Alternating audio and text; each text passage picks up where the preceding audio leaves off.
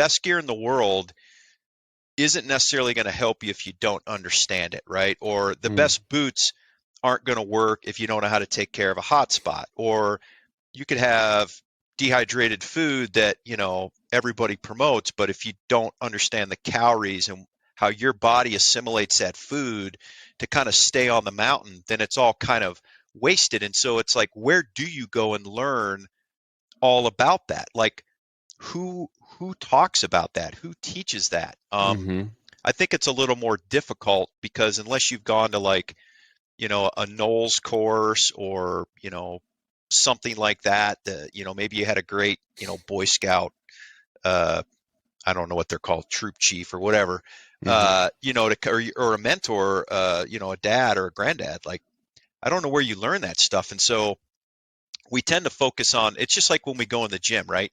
I always tend to focus on the things that I'm good at. And I kind of like dismiss my weakness. And it's like, I'll go out with people and they don't know where to set a camp. They don't know where to find a glassing knob. They don't actually know how to read a contour line on a map. They don't really know either where to find a water source, or when they do find their water source, like, oh, you mean you actually have to purify it or filter it, or I'm going to get sick? Like, things that people like you and I may take for granted, but all those other sexy things aren't going to matter if you can't just go and live outdoors and be comfortable with that in a lot of diverse environmental conditions. Man, there's so much there to talk about.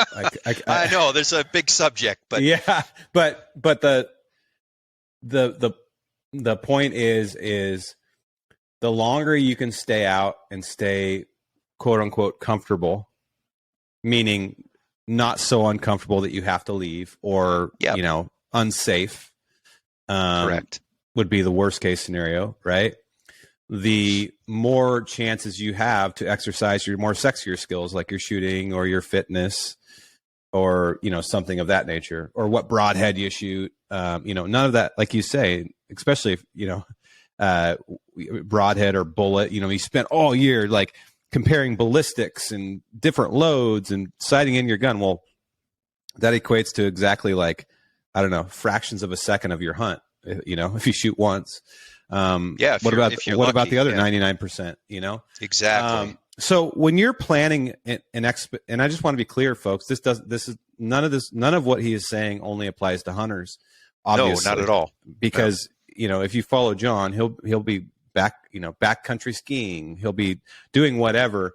These skills should apply, and I think even more in this day and age. And this is why I am going to be trying to be doing a lot better job at even becoming better than I am, because, with all that, and I know I'm not a prepper, but my wife and I were just talking the other day. It's like, hey, what if we did go to war with China or Russia or both? If you know history, like, war is basically inevitable at some point.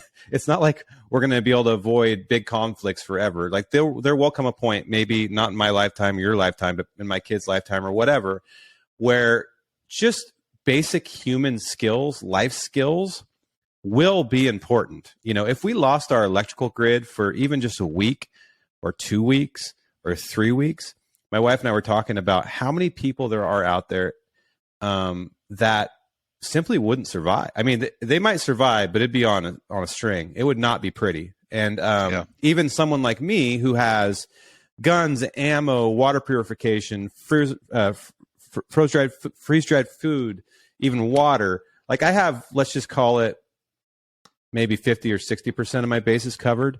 I'm not an expert on preserving meat.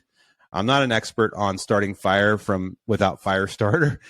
Like, there's a lot of things that even me, who spent my whole life outside, could learn that we should probably, I know how to do this, but even most people, like, we're all relying upon our GPS and our phones, right? What happens when that goes to shit? Or, maybe even for hunters and backpackers, I mean, it goes to shit all the time. Your phone doesn't work most of the time. So knowing these skills goes far beyond just your adventure. It's just a good skill to know and pass on to generations so we don't forget this shit, right?